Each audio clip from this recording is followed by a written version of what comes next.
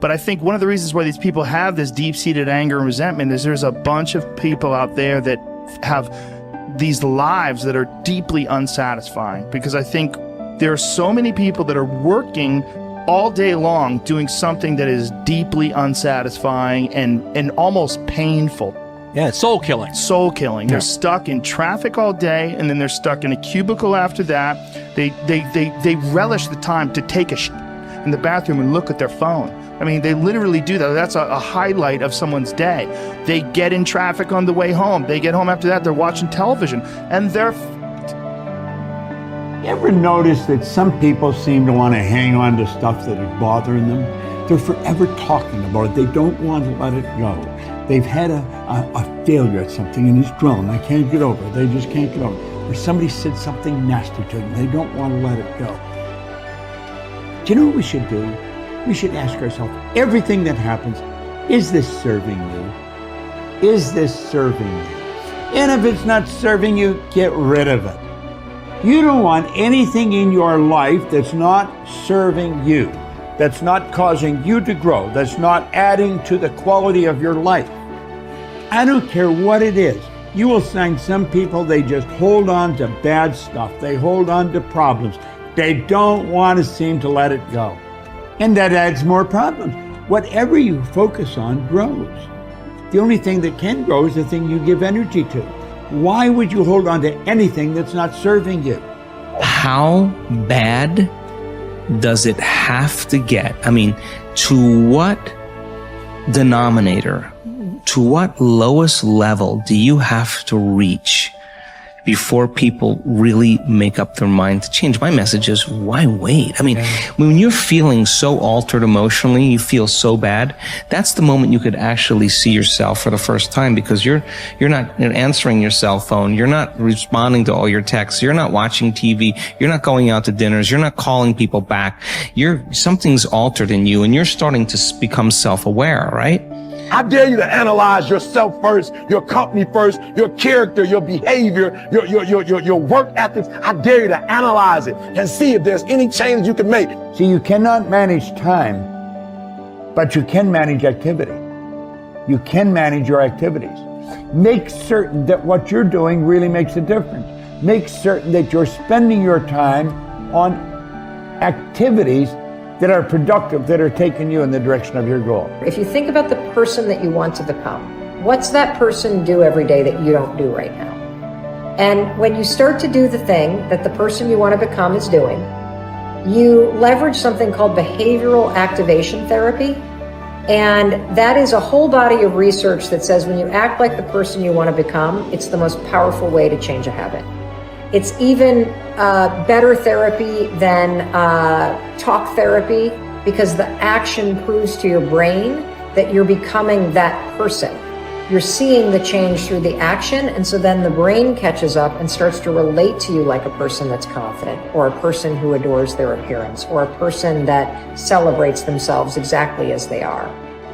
Before you start the day, ask yourself, how do I want to think today? How do I want to feel?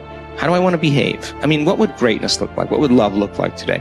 What could I do that would be really cool for me at the end of the day? Say, wow, so I had a good day today. What would make me feel that way?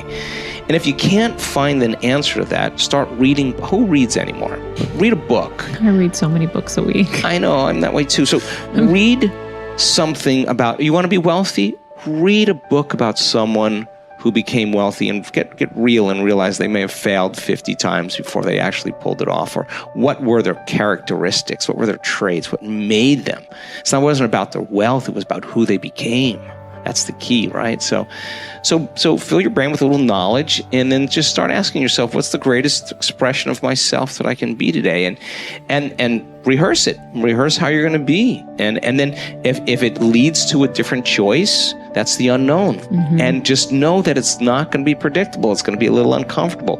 That's where the magic happens. If you can stay relaxed and awake in the unknown, things get pretty exciting. When you're back to the known, you're back to the familiar. Don't expect anything to change in your life. And if you say it's that person or that circumstance, you defaulted and went back to the program of the victim, allowing your outer environment controlling your thoughts and feelings. If you truly do this well, This is what I discovered.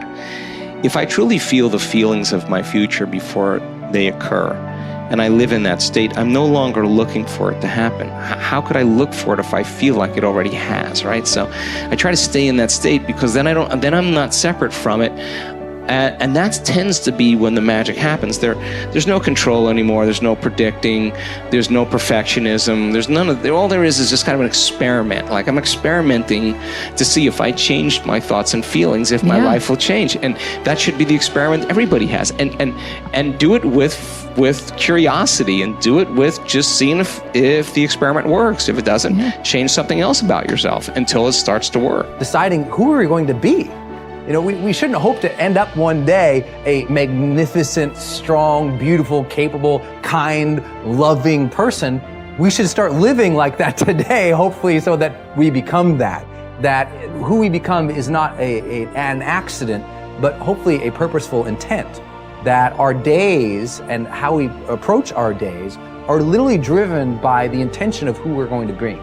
That we bring our character into each of the circumstances of our lives, and by doing that, maybe we can't always direct every circumstance of our life. We can't control everything, but we can certainly control our responses to them. We can certainly dictate who we're going to be in those circumstances, and that helps us achieve our ultimate destiny that we desire, not one that just lands on us.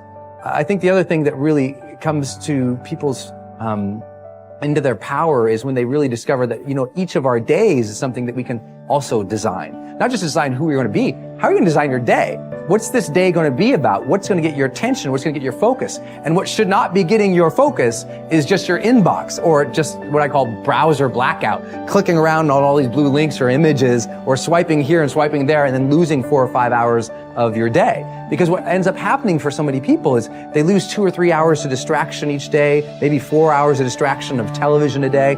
And over the course of their lives, now a decade is gone of opportunity, a decade of missed opportunities to connect with your family, to achieve your dreams, to work a little harder, to contribute that thing you always contribute, to learn that skill that you wanted to learn. Like, we have to decide on our days. We have to design them. We have to wake up and decide what this day is going to be about, what's going to get done, what's going to deserve our focus, who will we reach out to, instead of just responding to everybody else's needs. Look back over your life and ask yourself, what activities, behaviors, or decisions have been most responsible for my success in life to date? You will probably find that less than 5% of the things that you have said or done have accounted for most of the success you have enjoyed. You may find that it was your unique ability to solve a particular kind of problem or to take advantage of a particular type of opportunity. You may find that your special talent was an interpersonal skill that enabled you to influence and persuade other people at a particular time and place. You may find, on analysis, that it was an ability to take charge and accept responsibility for accomplishing a particular goal. Whatever has been responsible for your successes in life to date may be a good indication what you should be doing in the future. Analyze your work based on the measure that I call return on energy. Leaders in every field deliberately apply their talents and energies where they can achieve their greatest return on the amount of energy, mental, emotional, and physical, that they invest in any endeavor. They refuse to take on jobs or work in areas where they cannot perform at exceptional levels. They treat themselves as valuable resources, and they spend their energies very carefully. One of the questions that you might continually ask yourself is this the best possible use of my time and energy? Is what you are doing right now the most valuable thing that you could be doing, given your particular combination of talents and abilities? Often answering this question will help you to see that there is a vast difference between what you are currently doing and what you should be doing if you want to be fulfilling more of your potential. Once you have chosen your ideal job or occupation for this stage of your career, your biggest responsibility is to make the decision to become very good and then to become excellent at what you do. In a lengthy study on successful Americans, the Gallup organization discovered that expertise, or being recognized by your peers as one of the very best in your field, was one of the essential ingredients for success in American life. We said before that self-confidence comes from positive knowing rather than positive thinking. It is only when you know that you are outstanding in your chosen field that you really feel terrific about yourself, and that you enjoy high levels of self-confidence. Men and women who are good at what they do and who know that they are good at what they do are very different from those who are only average. They walk and talk and dress and behave differently. They have an attitude of assurance and certainty about themselves that causes them to stand out in any group. They have a deep down sense of self-worth and self-confidence that is evident to everyone around them. The quality of a person's life is in direct proportion to their commitment to excellence, no matter what their chosen field.